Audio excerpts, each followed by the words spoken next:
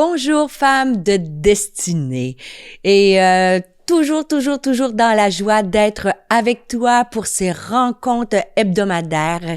Et je t'encourage à partager l'émission avec d'autres femmes, d'en parler. Et je dois vous remercier parce que partout où je vais, lorsque je suis en présentiel et que je vous rencontre aux quatre coins de la Franco, que ce soit en France, en Belgique et partout, j'entends tellement de beaux commentaires de cette communauté de femmes de destinée. Alors, je veux vous remercier en commençant. Merci de nous suivre semaine après semaine et merci d'être des femmes de destinée. Merci aussi pour vos commentaires que je lis, qui me touchent. N'hésite pas à partager un petit mot. Si tu as quoi que ce soit que tu aimerais partager avec moi, je te lis et je prie pour toi. Sois assurée, femme de destinée, là où tu es, que ce soit en Afrique, que ce soit peu importe, en Franco, dans les Antilles, que je prie pour toi et que je t'aime. Et je suis tellement fière que nous soyons ensemble cette communauté de femmes. Et aujourd'hui, je te parle d'un sujet et j'espère que ça va te faire du bien parce que moi, ça m'a fait du bien lorsque je me suis préparée. Je parle de la joie. Et peut-être que tu as le cœur qui est lourd à l'écoute de cet épisode. Peut-être que je ne sais comment tu es, mais j'espère et je prie que lorsque cette émission va se terminer, tu vas avoir le cœur rempli de joie. Et j'ai appelé cette capsule « Je choisis la joie » parce que la joie, c'est une décision et non pas juste une émotion. Et avant d'aller plus loin, je veux t'encourager si tu veux aller plus loin sur le sujet de la joie. J'ai fait une formation qui s'appelle les secrets de la femme heureuse, mais je t'encourage, juste tu veux regarder la masterclass rapidement aussi sur ce sujet, tu peux aller sur le lien qui apparaît au bas de la vidéo et cette masterclass-là va te donner quelques clés pour t'emparer de la joie et d'être encore une femme plus épanouie et heureuse. Et aujourd'hui, je te parle de la joie, je choisis la joie. Et quand on regarde la Bible, si tu lis la Bible, on constate que la Bible parle abondamment de la joie. Et tu sais, on connaît ce verset-là. Peut-être que tu l'as déjà entendu, ce verset-là, dans Néhémie, au chapitre 8, au verset 10. C'est écrit « Ne vous affligez pas, car la joie de l'Éternel sera votre force. » On peut trouver notre force dans la joie. En fait, la joie, lorsqu'on choisit la joie, cela nous donne de la force. En Colossiens chapitre 1 verset 11, c'est écrit, Paul a écrit « Fortifiez à tous égards par sa puissance glorieuse, en sorte que vous soyez toujours et avec joie, persévérant et patient. » Et ça, c'est bien, c'est que si tu as écouté la dernière capsule sur la puissance de la croix, du kratos de la croix, je t'encourage, si tu ne l'as pas fait, à aller l'écouter et tu vas réaliser comment à la croix, tout a été accompli et que tu peux puiser ta force, la même force qui a été déployée quand Christ a été ressuscité. Et la Bible nous dit que tu peux, par cette puissance-là glorieuse aussi, avoir accès à la joie et à la persévérance, d'être patient. Et en Galates chapitre 5, verset 22, bien sûr, Paul nous parlera de cette joie qui est un fruit de l'esprit.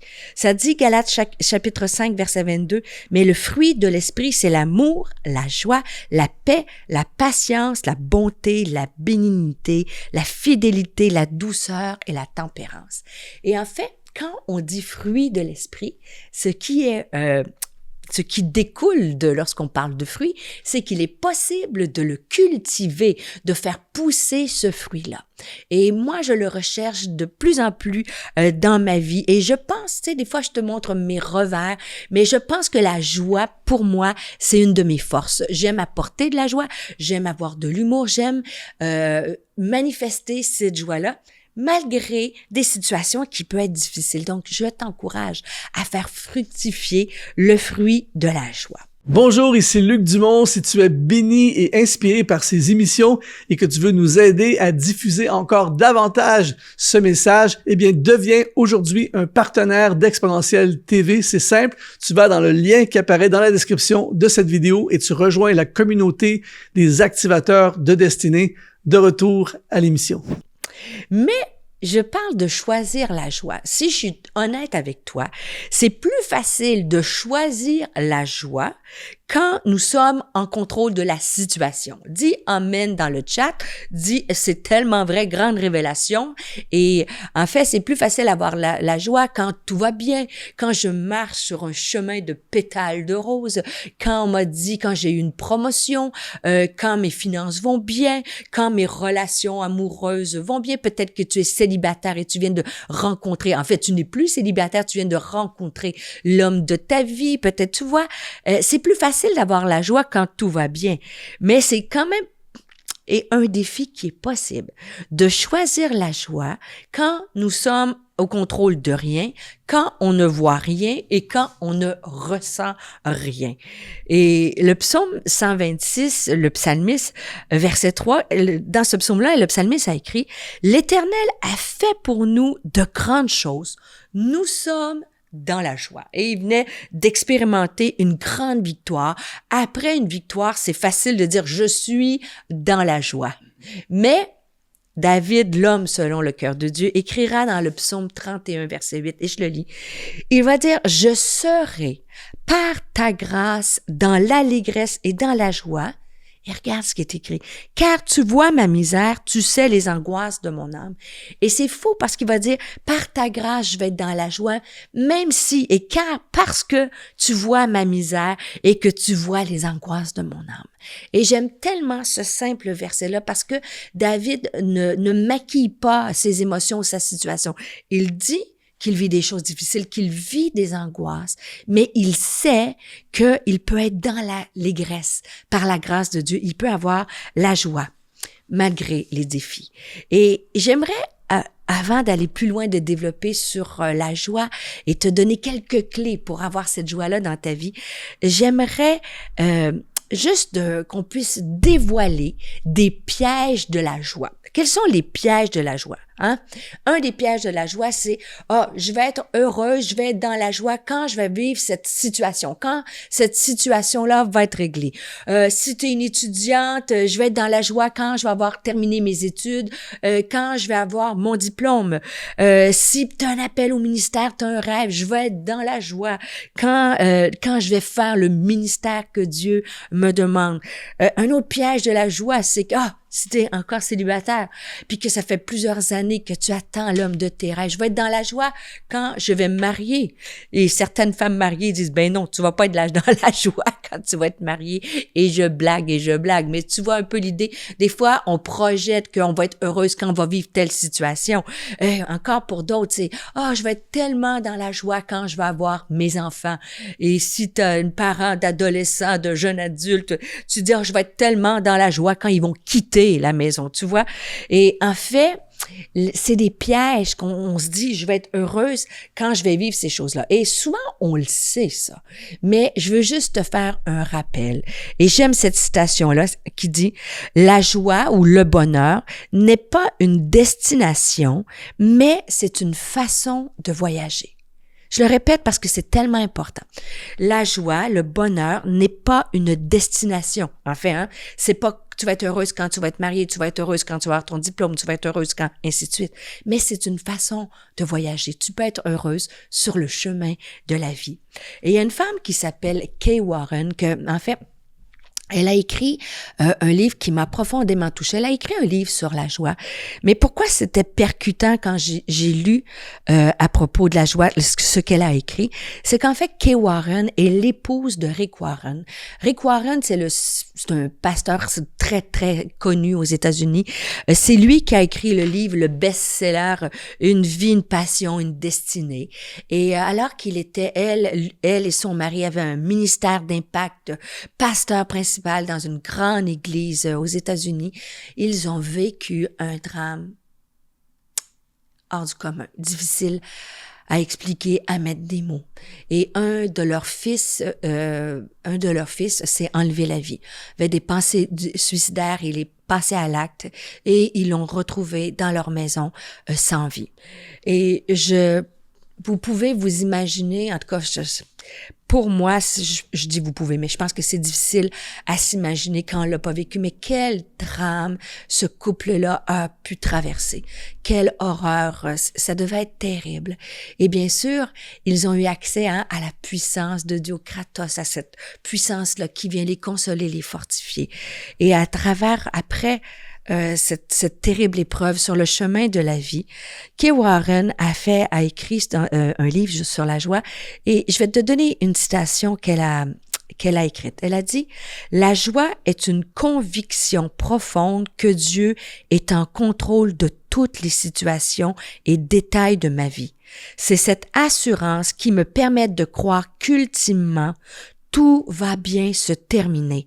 La joie est un choix déterminé qui nous donne la force de rendre gloire à Dieu en toutes circonstances. » Quelle femme de Dieu! Et je prie, femme de destinée, pour ma vie, pour ta vie, que nous puissions faire le choix que Kay Warren a fait à travers ce terrible drame. Je répète, elle a dit, la joie est un choix déterminé qui nous donne la force de rendre gloire à Dieu en toutes circonstances. Et il n'y a pas plus grand voleur de joie que cette femme-là a traversé le deuil. Mais peut-être que toi, aujourd'hui, tu es face à un voleur de joie, à la douleur, la maladie. Un voleur de joie, c'est des conflits, des relations difficiles, que ce soit des relations dans ton mariage, des relations au travail. Des conflits, ça vient voler la joie. Des pressions au boulot, des pressions financières, les pressions de la vie, ça vient voler notre joie. Des fois, c'est nous-mêmes, nos pensées négatives. On est nos propres voleurs de joie. Et je veux t'encourager aujourd'hui à prendre la décision, comme Kay Warren, de choisir la joie malgré et à travers les voleurs de joie. Je vais terminer cette capsule en te disant concrètement comment on peut choisir la joie. Mais moi, je trouve ces clés-là dans le passage de 1 Thessaloniciens, chapitre 5, versets 16 à 18. Dans ce passage-là, ça nous dit que soyez toujours joyeux, priez sans cesse et exprimez votre reconnaissance en toutes circonstances, car c'est la volonté de Dieu. Et je reprends le début, ça nous dit « Soyez toujours joyeux ». Et je te dirais, il est possible d'être joyeuse malgré des problèmes non résolus. Et quand la Bible nous dit « Soyez toujours joyeux », c'est malgré les problèmes. N'attends pas que tes problèmes soient réglés pour être joyeux. À travers des problèmes non résolus, tu peux choisir la joie. La joie ne dépend pas des circonstances. Et je vais aller plus loin. Crée ton propre bonheur. Fais des choses qui t'apportent la joie dès aujourd'hui, alors que tu écoutes cette émission-là. Dans la journée, peut-être quand tu auras terminé, fais quelque chose qui te donne la joie. Ça peut être aller te chercher un cappuccino, un café au lait, manger quelque chose au resto, aller au spa, peu importe. Tu as le droit au bonheur malgré les défis que tu peux traverser. C'est ce que le texte nous dit.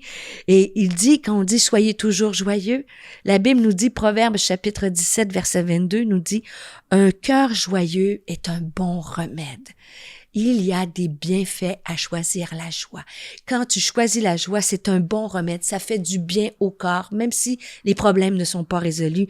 Et ça dit la suite du proverbe, mais un esprit abattu dessèche les eaux. Choisis le bon remède qui est la joie. Et dans le psaume 118, verset 24, c'est écrit, c'est ici la journée que l'Éternel a faite. Qu'elle soit pour toi un sujet de joie. Alors, comment je peux choisir la joie? Ça nous dit, dans ce verset-là de 1 Thessaloniciens, chapitre 5, verset 16 à 18, soyez toujours joyeux. Deuxièmement, priez sans cesse. C'est une des clés pour trouver la joie, c'est dans la prière. Et en fait, prier sans cesse, il y a un podcast de Éric Sellerier qui a dit dans cette émission-là, le podcast qu'il a fait, il a dit, je ne prie pas pendant 1 heure, mais je ne suis jamais 1 heure sans prier. Alors, il est possible de prier sans cesse. Si tu as l'âme abattue, demande, Seigneur, donne-moi le fruit de l'esprit, la joie. Seigneur, viens me redonner enlève cet esprit abattu, donne-moi la joie. Tu peux prier sans cesse pour demander la joie. Et la suite du texte nous dit, exprimer votre reconnaissance en toutes circonstances. Et je crois sincèrement que la plus grande clé pour choisir la joie, comme le texte nous dit, pour être toujours joyeux, c'est d'exprimer notre reconnaissance à Dieu. Dans ta tempête, dans tes défis, peut-être dans le tourbillon de la vie, ne passe pas la journée sans faire une liste ou bien une note sur un papier, sur ton téléphone ou dans ton âme, quelques événements, quelques actions de grâce. Tu peux remercier. Il y a certainement une chose pour laquelle tu peux remercier Dieu et redis les bienfaits de Dieu à ton âme. Et ça enlève l'amertume, ça enlève les angoisses. Tu peux prendre le temps de noter pourquoi tu peux remercier Dieu. Pour le salut, pour les péchés qui ont été effacés, pour la santé si tu es en santé, pour tes enfants, ils sont peut-être pas parfaits, mais tu as le privilège d'avoir des enfants. Peut-être pour ton mari, il est peut-être pas parfait, mais tu as le privilège d'avoir un homme à tes côtés, pour peut-être ton église, pour peut-être ta santé, peu importe les dons que Dieu t'a donnés, peut-être la situation financière. Tu sais, si tu as un toit, tu es une personne privilégiée. Alors, prends le temps de choisir la joie et fais cette liste d'actions de grâce. Et je te laisse en te répétant, le psaume 118, verset 24. C'est ici la journée que l'Éternel a fait. Vivons-la dans la joie. Je te souhaite une journée, une semaine remplie de joie. Et n'hésite pas, tu as accès à la masterclass gratuitement, Les secrets de la femme heureuse. Je t'embrasse. Au plaisir de te revoir.